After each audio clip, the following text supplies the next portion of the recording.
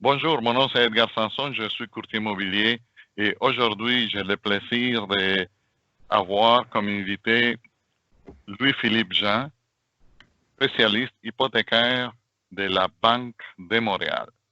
Et Louis-Philippe va nous partager certaines choses à propos du courtage hypothécaire et comment vous pouvez réussir votre prêt hypothécaire dans le temps de la COVID-19. Et aussi, nous allons parler un peu de tout. Nous allons parler aussi de comment la COVID a changé la façon de faire des banques, parce que eh, nous vivons dans cette période-là, comme on dit toujours, ça va bien aller, mais dans le courtage immobilier et dans le courtage hypothécaire, c'est sûr qu'il y a des choses qui ont changé pour que ça aille mieux pour les clients. En fait, ça va bénéficier chacune des transactions, puis au bout de la ligne, quand les transactions sont plus fluides, mais là, c'est vous, les clients, qui avez les avantages de tous les processus améliorés que la banque a mis sur le marché. Philippe, je vais te laisser te présenter aux gens qui nous écoutent. Et c'est qui Philippe Jean, lui Philippe Jean, et qu'est-ce que tu fais, depuis combien de temps tu le fais, et c'est quoi la valeur ajoutée que tu pourrais apporter dans une transaction hypothécaire immobilière? Salut Edgar, tout d'abord je te remercie pour cette invitation-là à cette rencontre virtuelle. C'est un privilège pour moi de te rencontrer, travailler avec toi, puis tes clients et tes auditeurs. Donc, voilà, écoute, moi c'est Louis-Philippe, je travaille dans le domaine du financement depuis plus de 17 ans, 12 ans à la BMO, dont 9 ans comme spécialiste hypothécaire. Et je suis également membre du Barreau du Québec depuis 1998. OK. C'est que du côté légal, tu es aussi ferré pour pouvoir aider tes clients. C'est super. Absolument. Et bon, on est au moment qu'on fait cet enregistrement, Louis-Philippe, nous le faisons dans le temps de la pandémie, le COVID-19. OK? C'est quelque chose que nous avons. Moi, c'est la première fois que je vis une pandémie et, et je sais que beaucoup de personnes qui nous écoutent, aussi, eux, c'est la première fois qu'ils vivent une pandémie. Mais il n'y a pas juste du négatif dans une pandémie. Et c'est ça qu'on veut parler. On veut parler des choses positives. Qu'est-ce que le COVID-19 a fait que ça soit positif pour les clients de la BMO à partir de maintenant? OK? Le avant COVID et après COVID. Le BMO avant COVID et BMO après COVID. C'est quoi les choses que tu pourrais partager avec les gens pour lui dire que ça s'était amélioré pour lui apporter de la valeur? Tout d'abord, au niveau des taux hypothécaires, il y a eu beaucoup de mouvements et je me fais beaucoup poser la question suivante, Edgar, par mes clients. Comment ça se fait que la Banque du Canada a baissé son taux directeur et que les banques ont augmenté leur taux fixe? Donc, essentiellement, c'est vrai, la Banque du Canada a baissé son taux directeur d'1,5 % depuis le début du mois de mars pour justement stimuler l'économie dans cette période de crise, de pandémie, là. Donc, tout de suite après, les banques ont diminué leur taux préférentiel, évidemment, qui est un taux variable, soit dit en passant. Maintenant, qu'est-ce que cette crise-là a causé aussi auprès des banques? Comme tu sais, beaucoup de gens ont perdu leur emploi et donc les gens n'ont pas eu le choix d'utiliser leur liquidité qu'ils avaient dans leur compte bancaire pour subvenir à leurs besoins. Alors, évidemment, ça a augmenté le risque des banques parce qu'il y avait moins de liquidité dans leur coffre. Donc, les banques ont dû emprunter davantage sur les marchés pour prêter à leurs clients, ce qui a eu un impact sur le coût des fonds des banques qui a augmenté. Et donc, le risque des banques a augmenté à cause de toutes ces pertes d'emplois-là, ce qui a eu un impact sur la hausse des taux d'intérêt fixes. Ceci dit, les taux d'intérêt fixes sont encore très, très, très compétitifs et très attrayants. Encore aujourd'hui, la BMO annonçait une légère baisse de son taux fixe, de ses taux fixes 3 ans, 4 ans et 5 ans fermés. Donc, on parle de taux fixe 5 ans en bas de 3 %. Le gaz, ça demeure encore très, très, très compétitif et ça demeure un très, très bon moment pour acheter une propriété en cette période de COVID-19. OK. Tu parlais que la banque, elle a réduit son taux. Et à peu près combien ça varie des dossiers, chaque dossier, chaque client, ou c'est c'est un pourcentage pour tout le monde. Ben, effectivement, je te dirais que ça dépend du profil du client, hein. Les taux d'intérêt, on va regarder l'historique de crédit du client, on va regarder aussi son profil au niveau de sa valeur nette, etc. Donc, je te dirais que les taux d'intérêt peuvent varier d'un cas à l'autre, mais chez Banque de Montréal, on s'assure toujours ultimement d'offrir ce qu'il y a mieux au client et très, très rare qu'on va perdre une transaction à cause d'un taux d'intérêt pour garder la relation avec le client. Oui. Puis il faut aussi, parce que moi, ça fait déjà presque 14 ans que je fais le courtage immobilier et je suis convaincu qu'il ne faut pas juste regarder les taux d'intérêt, il faut regarder aussi toutes les conditions du prêt.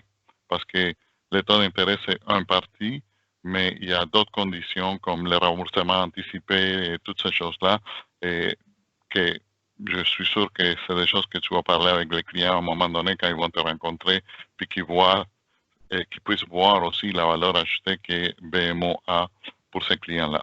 Ben absolument, ça dépend des besoins du client. Regarde, tu sais, si j'ai un client qui m'approche, qui achète, mais qui me dit, écoute, moi, c'est du court terme, Louis-Philippe, d'ici 2, 3 ans, je prévois vendre pour acheter quelque chose d'autre de plus gros après, parce que j'anticipe d'avoir des enfants, par exemple, ben, j'irai peut-être pas lui offrir un 5 ans fermé. Je vais peut-être lui offrir un terme fixe plus court, soit de 2 ans ou 3 ans, pour pas que le client ait à payer une pénalité quand il va vendre sa propriété, là.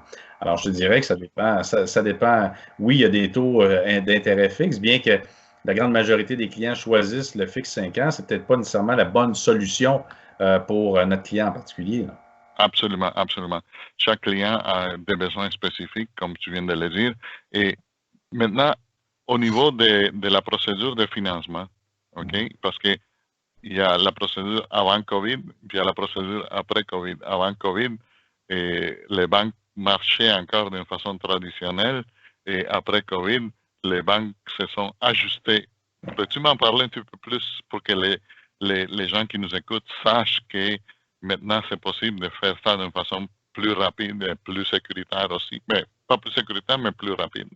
Oui, absolument. Donc, s'il y a un aspect positif à cette crise-là, c'est bien que la banque a fait évoluer à vitesse grand V ses processus internes, notamment au niveau de l'identification des clients.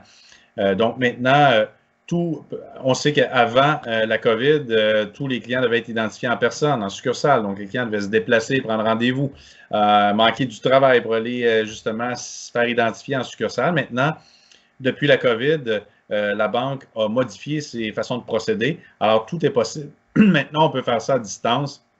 Alors, les clients n'ont plus à se déplacer en succursale pour signer leurs documents.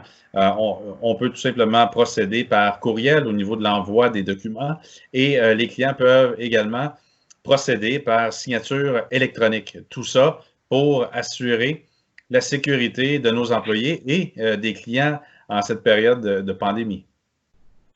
C'est bon, c'est bon.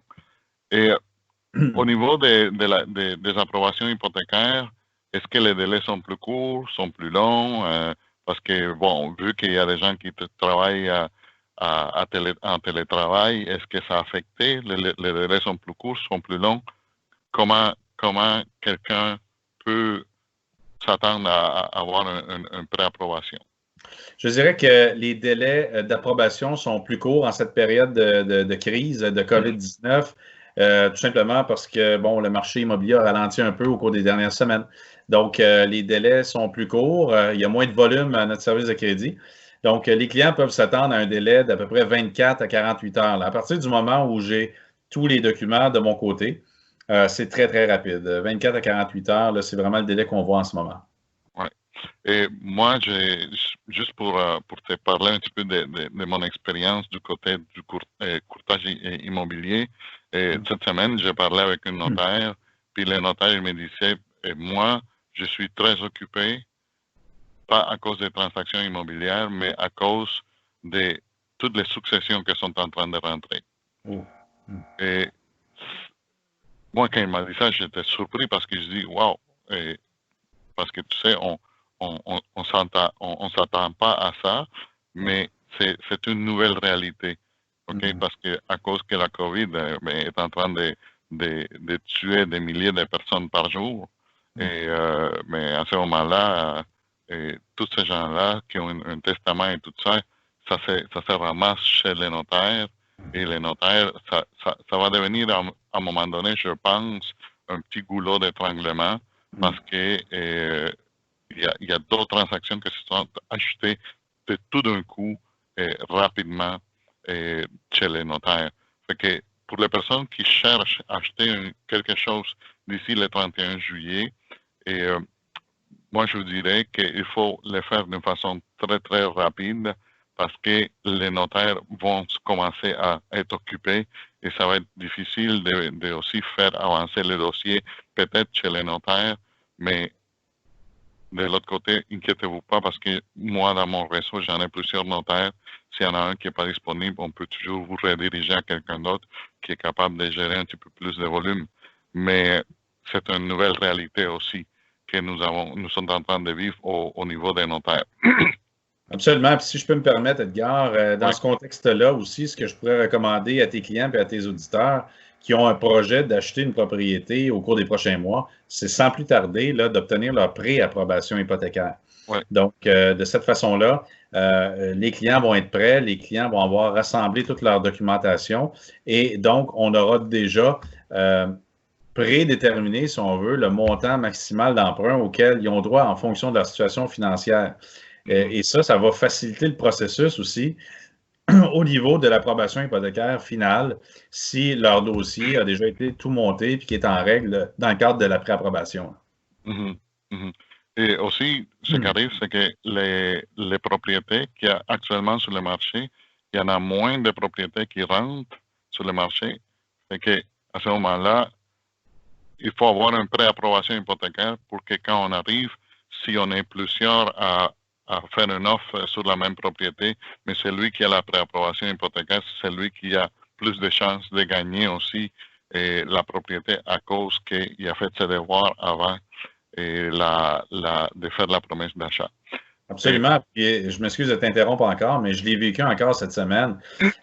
Des clients qui n'avaient pas fait de préapprobation et qui ont eu un coup de cœur sur une propriété, là, voulaient faire une promesse d'achat, mais le courtier immobilier inscripteur a tout simplement refusé. Il a dit à mes clients acheteurs, allez chercher votre préapprobation. Nous, on ne prendra pas votre promesse d'achat si vous n'êtes pas préapprouvé au préalable.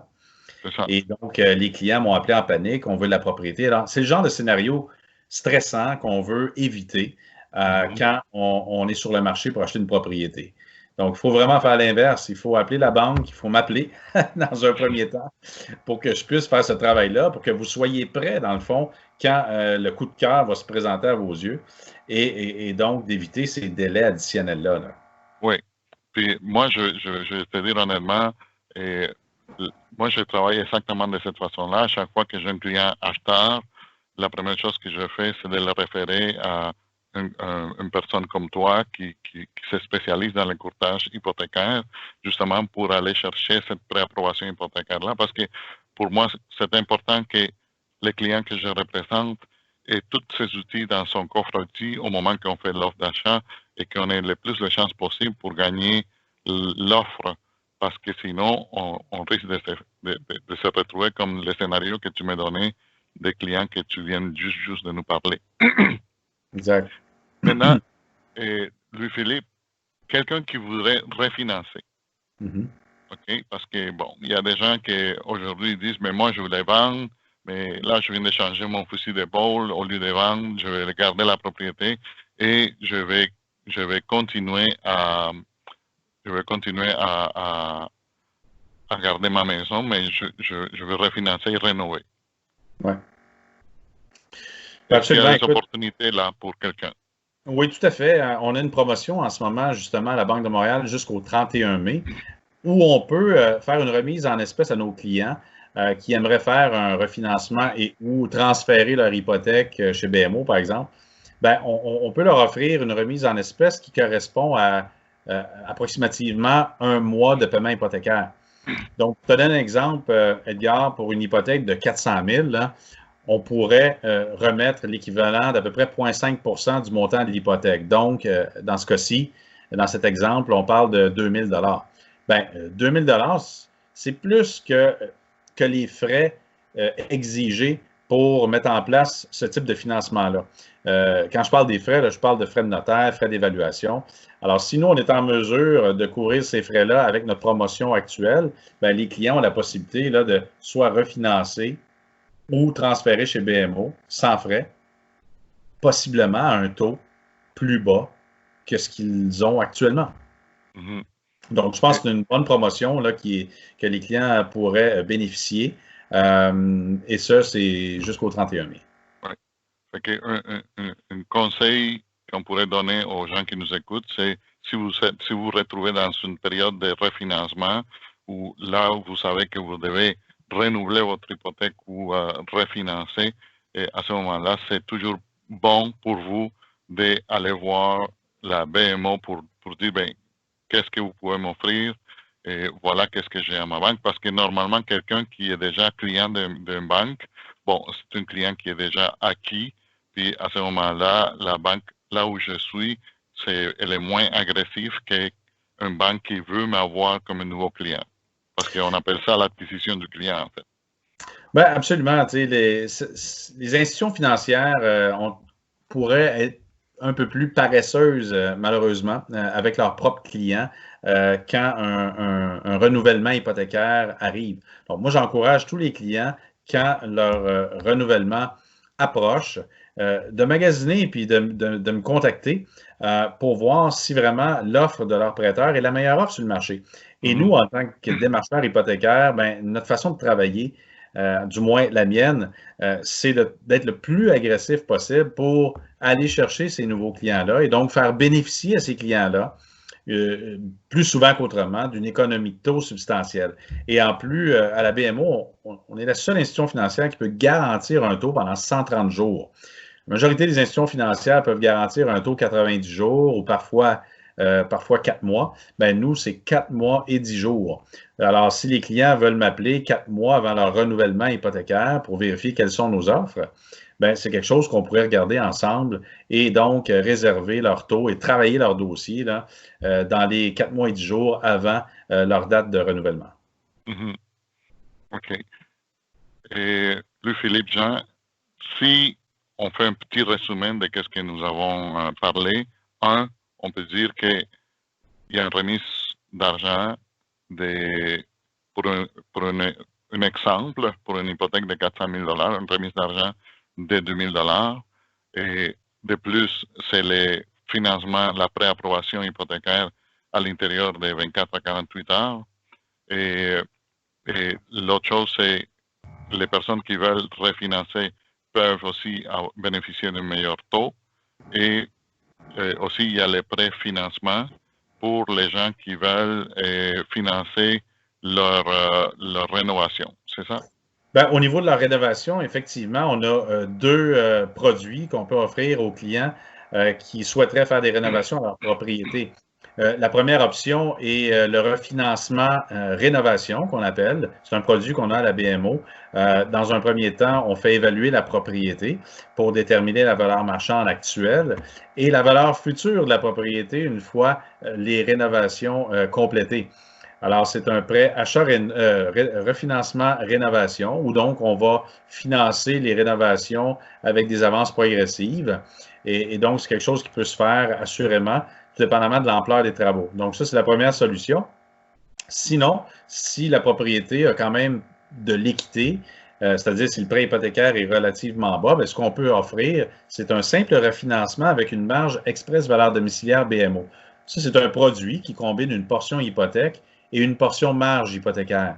Alors, on peut aller jusqu'à 80 de la valeur marchande de la propriété et on peut aller à 80 donc à l'intérieur du 80 on pourrait avoir une portion hypothèque qui correspondrait au solde de l'hypothèque actuelle des clients. Et la différence serait accessible par voie de marge hypothécaire que les clients pourraient utiliser pour financer leur rénovation.